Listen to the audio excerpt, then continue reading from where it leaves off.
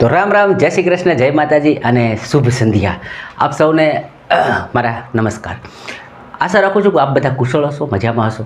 આજના વિડીયોની અંદર આપણે એવું કહી શકાય કે સરસ મજાની જે યોજના છે, જે લોકો ઘર વિહોણા છે અથવા જેના નામ ઉપર કોઈ મકાન નથી કે જમીન નથી, એના માટે સારા સમાચાર છે. એક સરસ મજાની યોજના જે છે એ હું લઈને આવ્યો છું. આ યોજનાની અંદર એવા લોકો જે છે એની પાસે ખરેખર પોતાના નામે ઘર નથી અથવા તો પ્લોટ નથી, જમીન નથી, તો એ લોકો જે છે એના માટે સરસ મજાની યોજના છે કે એ પોતાનું મકાન બનાવી શકે. એના માટે સરસ મજાનો 100 વારનો સરકાર તરફથી મફતમાં પ્લોટ આપવામાં આવે છે અને ગ્રામ્ય વિસ્તારમાં રહેતા માટે ખુશ ખબર છે. હવે આ કોને મળશે, કેવી રીતે ફોર્મ ભરવું, શું સહાય છે, કેવી રીતે કરી શકીએ, એ બધી વાત કરીએ વિડીયોની અંદર.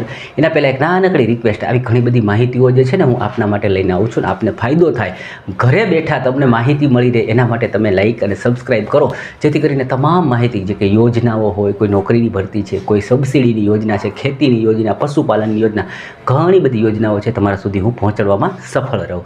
આવો તો વાત કરીએ કે પહેલાં તો આપણે આ યોજના છે શું, બરાબર, એના માટે વાત કરીએ તો ગુજરાત સરકાર જે છે ગરીબ અને આર્થિક રીતે નબળા વર્ગના લોકો માટે ઘણી કલ્યાણકારી યોજનાઓ ચલાવી રહ્યા છે.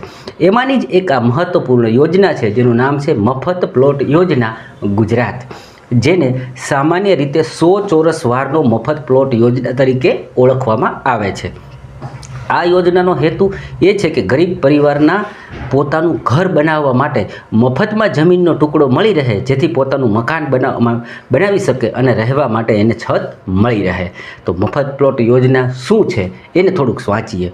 મફત પ્લોટ યોજના એ એક એવી યોજના છે જેમાં સરકાર ગરીબ લોકો, ગૃહહીન અને આર્થિક રીતે નબળા વર્ગના પરિવારના જે લોકો છે એમને મફતમાં 100 ચોરસ વાર સુધીનો પ્લોટ આપે છે.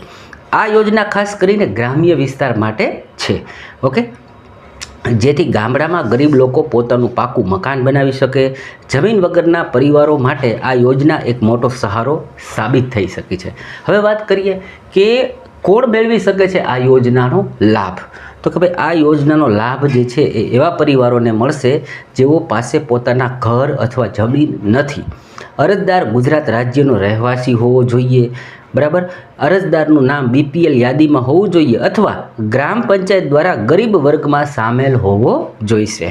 અરજદાર પાસે કોઈ પણ પ્રકારની જમીન હોવી ન જોઈએ.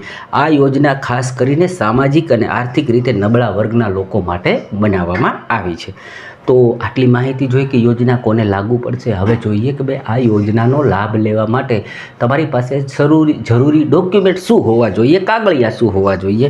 તો કે ભાઈ અરજી કરવા માટે જરૂરી જે કાગળ છે, ડોક્યુમેન્ટ છે, પ્રમાણપત્ર છે, એનું નામ લઈએ તો કે પહેલાં તો આધાર કાર્ડ હોવું જોઈએ, તમારી પાસે મતદાર કાર્ડ હોવું જોઈએ, BPL કાર્ડ અથવા આવકનો દાખલો હોવો જોઈએ કે તમે ગરીબ છો, BPL કાર્ડ નથી પણ તમારી પાસે ગરીબીનો દાખલો છે, આવક તમારી પાસે ઓછી છે.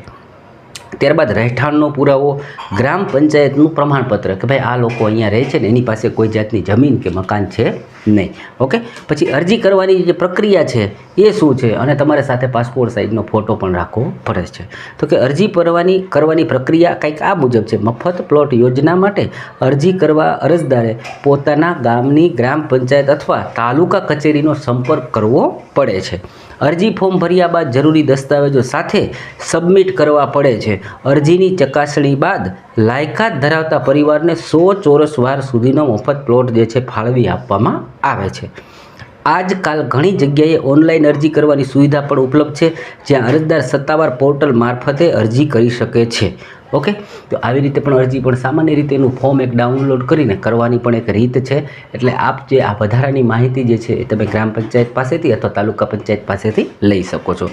હવે યોજનાના ફાયદાઓ શું છે તો કે આ યોજનાથી ગરીબ અને ગૃહહીન પરિવારોને પોતાનું ઘર બનાવવા માટે જમીન મળે છે.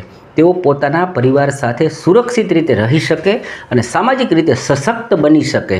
આ યોજના ગ્રામ્ય વિસ્તારોમાં આવાસ સુવિધા વધારવા માટે મદદરૂપ બને છે અને ગરીબ લોકો જીવનમાં મોટો ફેરફાર લાવી શકે છે, ઓકે.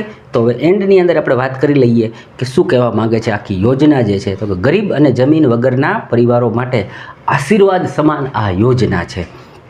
આ યોજનાથી તેમને મફતમાં 100 ચોરસ વાર સુધીનો પ્લોટ મળે છે, જેનાથી તેઓ પોતાનું પાક્કું મકાન બનાવી શકે. જો તમે આ યોજનાની લાયકાત ધરાવો છો તો તુરંત અરજી કરો અને સરકારની આ યોજના જે છે એનો લાભ આપ લઈ શકો છો. તો મિત્રો, જેટલી માહિતી મને જરૂરી લાગી, કામની લાગી, એ મેં તમને આપી દીધી છે.